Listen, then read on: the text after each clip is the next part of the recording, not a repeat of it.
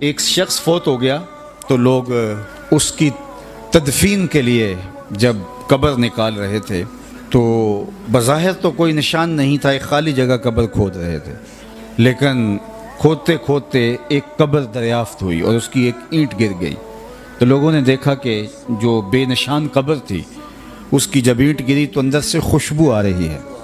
اور تازہ گلابوں کا ماحول اندر ہے جو ماحول کو مشک بار کیے ہوئے ہے۔ ایک اینٹ تو گری تھی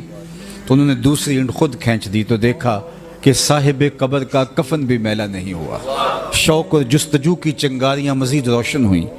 تو انہوں نے چاہا کہ ہم معلوم کریں کہ یہ شخص کون ہے اور اس کا عمل کیا تھا کہ مرنے کے بعد بھی اس کا کفن بھی میلا نہیں ہوا، جبکہ قبر کا اوپر سے نشان تک مٹ چکا ہے، نہ جانے کتنی پرانی قبر ہے۔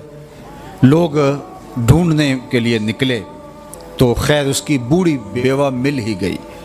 اس کو انتقال کیے ایک عرصہ گزر گیا تھا لیکن اس کی بیوہ بھی موجود تھی۔ اس کو کہا کہ یوں ہم نے تیرے شوہر کی قبر سے خوشبو پھوٹتی دیکھی ہے اور اس کا کفن بھی میلا نہیں ہوا، ہم پوچھنا چاہتے ہیں کہ تمہارے شوہر نے کون سا نیک عمل کیا، اس کے معمولات زندگی کیا تھے، تاکہ ہم بھی اس کا تتبع کر کے اپنی زندگی میں اور اپنی قبر میں چراغاں کر سکیں۔ تو اس نے اپنے ذہن پہ زور دیا اور کہا کہ میرا شوہر کوئی پڑھا لکھا شخص نہیں تھا، عام سا مسلمان تھا، وہ تو قرآن مجید بھی پڑھا ہوا نہیں تھا، لیکن ایک بات مجھے یاد آئی کہ فجر کی نماز کے لیے جب وہ مسجد میں جاتا اور نماز کے بعد نمازی قرآن کھول کے بیٹھ جاتے تو اس سے بہت تکلیف ہوتی کہ کاش میں بھی قرآن پڑھا ہوتا تو میں بھی قرآن کھول کے بیٹھتا، قرآن پڑھتا، تو یہ بوجھل قدموں سے واپس گھر آ جاتا اور طاق پہ رکھے ہوئے قرآن مجید کو اٹھاتا، اس کو کھولتا اور چومتا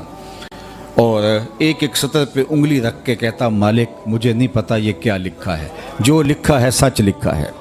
پھر دوسری سطر پہ انگلی رکھتا، کہتا مالک یہ بھی حق لکھا ہے۔ پھر تیسری سطر پہ انگلی رکھتا، مالک مجھے نہیں پتا کیا لکھا ہے، جو لکھا ہے سچ لکھا ہے۔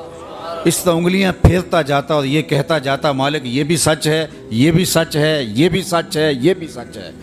کہا اس کے بعد اس کی آنکھوں میں آنسو ہوتے اور وہ بند کرتا اور طاق پہ رکھ دیتا۔ یہی اس کا معمول تھا۔ آج اس کی قبر میں چراغاں ہیں، اس کی قبر میں خوشبوئیں پھیلی ہیں۔ قرآن سے اس محبت کی وجہ سے مجھے بتاؤ جو دن کے اجالوں میں اور رات کی تنہائیوں میں قرآن پڑھتا ہے، اللہ اس کی قبر میں کتنی روشنیاں فرمائے گا۔